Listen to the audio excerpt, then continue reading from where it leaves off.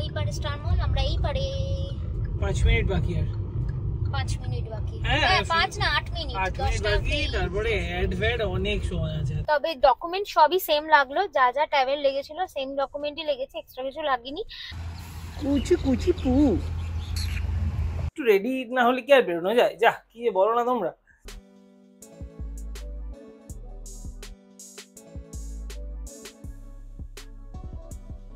Good morning everyone, welcome back to our channel. আজকে Friday, তো weekend শুরু হতে চলেছে, কিন্তু এখনো আমাদের শুরু হয়নি। এখন বাজে 10:30, আর আমার স্নান টান করে পুরোপুরি রেডি। এবার 11টা থেকে কল আছে, অফিসের কাজ নিয়ে বসবো। এই যা হয় আর কি, মানে যেহেতু ওয়ার্ক ফ্রম হোম, তাই সকাল সকাল ওঠাটা আর হয়নি, একটু দেরিতেই ওঠা হয়েছে। তাই ব্রেকফাস্ট করে একদম স্নান টান করেই কাজ নিয়ে বসছি। আর তার ওপর আরো একটা কারণ হচ্ছে, কাল রাত্রি না আমরা হেরামান্ডি দেখা শুরু করেছি। এবার ওটা এমন একটা ওয়েব সিরিজ হয়েছে না, যা তাও দারুণ লাগছে। মানে আমরা দেখতে দেখতে এপিসোড দেখতে দেখতে মনে হচ্ছে এই রাত হয়ে যাচ্ছে, শুতে হবে, ঘুমাতে হবে, তার মধ্যে মনে হচ্ছে ছাড়তে পারছি না। তো এইরকম একটা কন্ডিশনে আমরা মোটামুটি 3টে না 2.5খানা এপিসোড দেখে বন্ধ করেছি। আজকে বা এই উইকেন্ডে ইচ্ছা আছে শেষ করার। আর অসাধারণ ওখানকার মানে কস্টিউম ডিজাইন করা, অসাধারণ সেটটা, মানে খুব ভাল লাগছে আমার দেখতে, এখনো অবধি দেখতে দারুণ লাগছে। তো সেটার জন্যই একটু দেরিও হয়ে গেছে ঘুম থেকে উঠতে। আর এবার এখন কাজ নিয়ে বসবো অফিসের। ব্রেকফাস্ট তো ডান, আজকে স্মুদি খেয়েছি। আর যেটা দেখাবো বলে ঠিক করছিলাম, কালকে রাত্রিরে আমাদের বিছানার অবস্থা খুব খারাপ ছিল, মানে এক ডাই প্রমাণ ছিল, কি বলে, ইস্ত্রি করার ছিল। এই যে এখন আমাদের খাট পুরো পরিষ্কার, মোটামুটি সব ইস্ত্রি করে গুছিয়ে একদম লক্ষ্মী ছেলের মতন কাজ করে দিয়েছে আমার সব। 1:30 মতন বাজছে, এবার গিয়ে লাঞ্চটা করে নেব। আর তাড়াতাড়ি লাঞ্চ করার কারণও একটা হচ্ছে যে এখন আমাকে ওই বাড়ি যেতে হবে, যেটা ওই পাসপোর্টের পুলিশ ভেরিফিকেশন যেটা বাকি ছিল, ট্যাবের যেমন হয়ে গেছে। আর আমার আজকে সকালবেলা ফোন করেছে, ফোন করে বলছে যে কটার সময় যাব বলুন।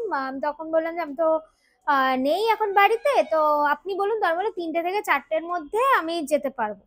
তো এটা বাড়িতে এসেই হবে আমারটা, জানি না কেন আমাকে বললো যে আমি বাড়িতে যাব, আপনি কখন থাকবেন বলুন।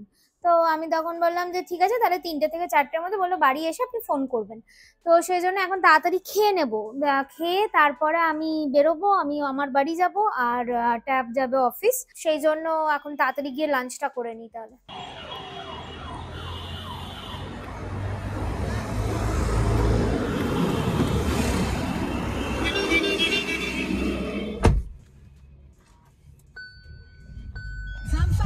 For your CUET UG preparation. To know more, call at 9205078338. Kara GP Radio Premier League Season 3. এই জাস্ট নামলাম, একটু এটিএম এ গেছিলাম, দরকার ছিল। এই বাড়ি ঢুকবো, এখন বাজে 3:10। তো মোটামুটি টাইমের মধ্যেই আছি, কারণ উনি বলেছিলেন 3টে থেকে 4টের মধ্যে গিয়ে একটা ফোন করব, তারপরে তারপর দেখি কখন আসে, আর কি কি ডকুমেন্ট লাগছে কি না লাগছে সব পরে ডিটেলে বলছি। আমি আপাতত on the way to office এসছি, একটু আকাঙ্ক্ষার এখানে, আকাঙ্ক্ষা বিল্ডিং, এটা এখানে একটা ছোট কাজ আছে 10 মিনিটের, ওটা করব, করে তারপর অফিস যাবো।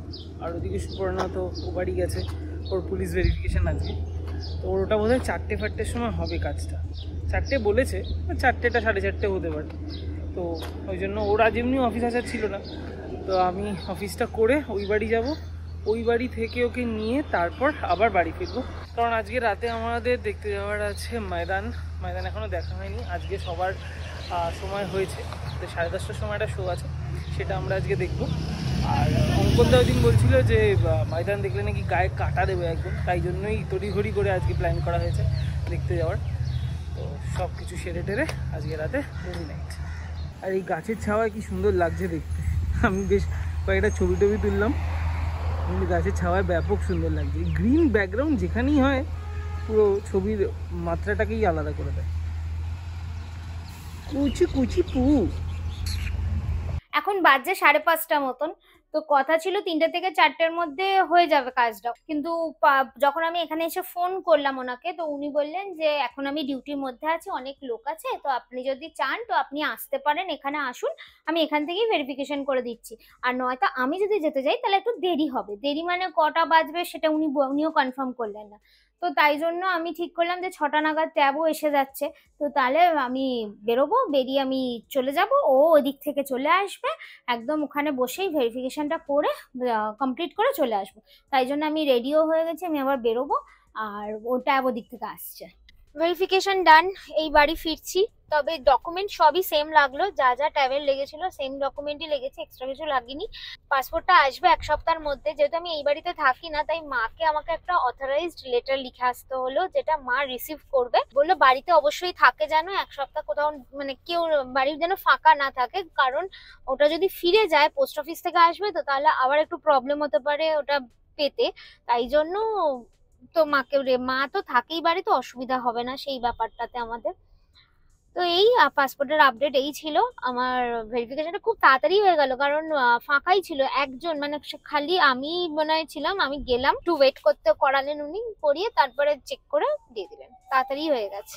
রাতের আজকে মুভি প্ল্যানের জন্য আমরা রেডি, আমি তো রেডি, আর এইদিকে আপাতত চলছে নো মেকআপ লুক। একটু রেডি না হলে কি আর বেরোনো যায়, যা কি বলো না তোমরা। যাই হোক, আর যারা আগে পৌঁছাবে তারা টিকিট কাটবে। আজকে তো ফ্রাইডে নাইট, তার মানে ওই পপকর্নের অফারটাও থাকবে, নিশ্চয়ই ওটা কাটা হবে। এনিওয়েজ, এখন বাজে 10টা 10, যেতে লাগে 10-15 মিনিট, কিন্তু লরির জ্যাম হলে জানি না কি হবে। 10:30 থেকে শুরু। আমি রেডি, লেটস গো। জ্যাম ট্যাম একদমই নেই, একদম ডাইরেক্ট মানে ফাঁকা রাস্তাই পেয়েছি, তো এসে গেছি, এই যে ঢুকছি। ওই পারে স্টার মল, আমরা এই পারে। 5 মিনিট বাকি, আর 5 মিনিট বাকি। হ্যাঁ, 5 না 8 মিনিট, 8 মিনিট বাকি, তারপরে অ্যাড অনেক সময় আছে। ওদিকে টিকিট কাটছে, আমাদের টিকিট কাটা ডান, কারণ আমরাই আগে এসেছি, তাই জন্য আমরাই টিকিটটা কাটলাম। আর পুরো মল ফাঁকা, কারণ নাইট শো রাত্রির বেলা হয়ে গেছে। তো এবার যাবো, ওরা আসুক, তারপরে ঢুকবো ভেতরে সবাই একসাথে। আলাদা করার দরকার পড়ছে না, আমি করে নেবো। এরা দুজনে মিলে এমন হাত নেড়ে নেড়ে বুঝিয়েছে যে এইটাই আমরা নিই, এইটাই নেবো জানি, তো উনি আর এ যে এ আর দুজনে মানে কি এমন